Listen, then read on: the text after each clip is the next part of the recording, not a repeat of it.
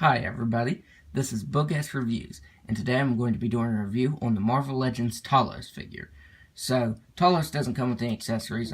He comes with the Build-A-Figure piece. He comes with the left leg of the Kree Sentry Build-A-Figure. And that is it. So let's go ahead and hop right on into the review since he doesn't come with any accessories. So, looking at the head sculpt for Talos, it looks really nice. It's got a lot of great sculpt detail to it. I really like what they did with his eyes. It's kind of hard to tell, but they're like this gold color. And of course he has black pupils, but his eyes are a really weird color. It kind of looks gold to me. Maybe it's more of like a champagne color. And then he has these, I'm assuming what's tattoos on his head and on his chin there. That looks pretty cool.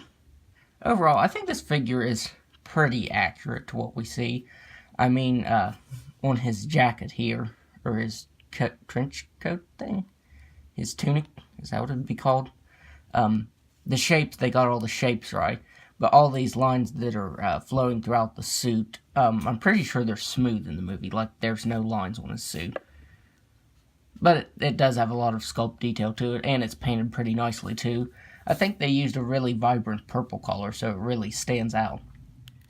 And then he has some more sculpt detail on his arms. And when I looked up images online, he's supposed to have 2 gloves. And what is it with Hasbro and not giving people gloves?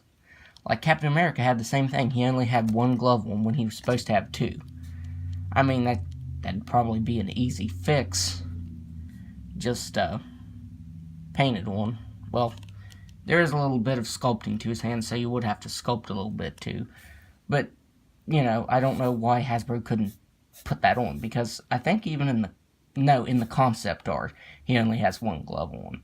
But in the movie, he has both gloves on. So, it's kind of odd. He does use the Thor Ragnarok Loki figure, the body mold to that. And, I think it's a pretty good reuse, because you really can't tell that it's Loki unless you can unpeg this right here. And then there you can tell. But like I said, I think it's a pretty good reuse. Now, getting this pegged back in will be the hard part. There.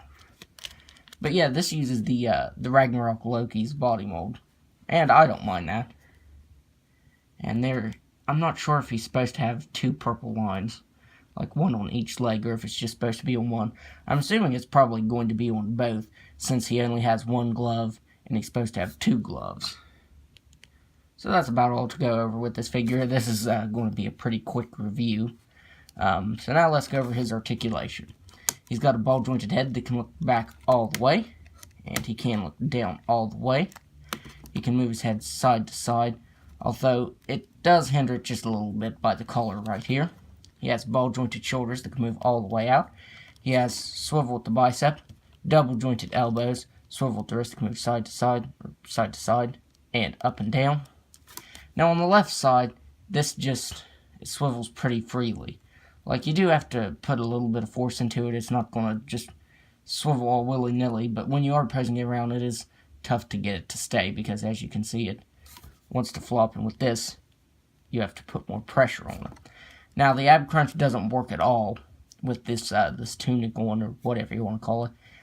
You won't get any ab articulation out. That's as much as you're going to get. He has swivel at the waist, ball-jointed hips that can move out that far. It is hindered. He can kick forward all the way, and he can only kick back that far. He has swivel at the thigh, double-jointed knee, swivel at the ankle that can move up and down, and an ankle rocker. So, from the neck down, the articulation is the same as Loki. Well, even the arms are pretty much the same too, but now let's do some size comparisons here.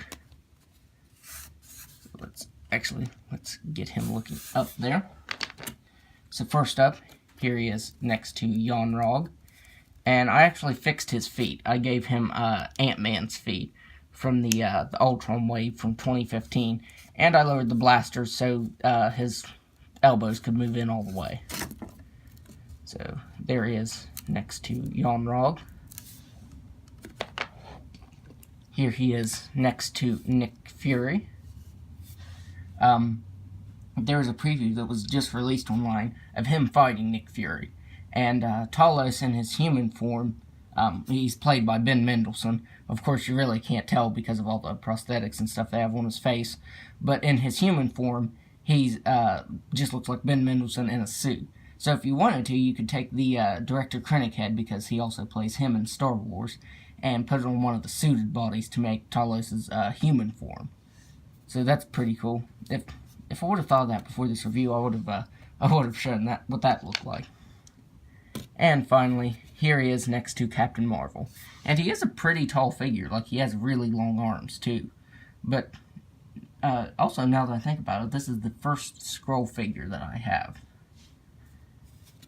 So overall, even though he doesn't come with any accessories, I think he is a really awesome figure. He has a lot of great sculpting, especially right here on his tunic, or whatever that's called, robe thing, whatever it is. But yeah, it's a really good figure. Usually when figures don't have accessories, they tend not to be my favorite, but he's a really cool figure. So I'd highly recommend him. So that's my review. If you like this review, be sure to hit the like button and subscribe to my channel. Thanks for watching.